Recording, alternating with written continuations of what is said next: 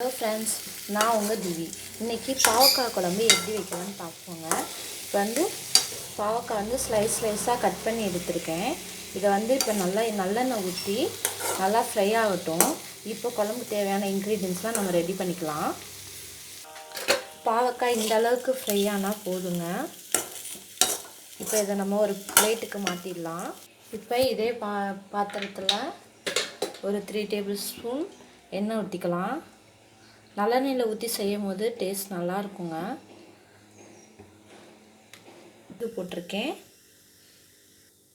1/2 teaspoon உளுந்து,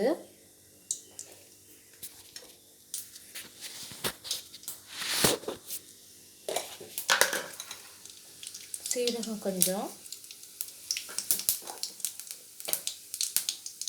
வெந்தயம், 2 பச்சை மிளகா, கொஞ்சம் கறி லீவ்ஸ், ஒரு கை சின்ன வெங்காயமும் ஒரு கை பூண்டும் இப்போ இதில் ஆட் பண்ணிக்கலாம்.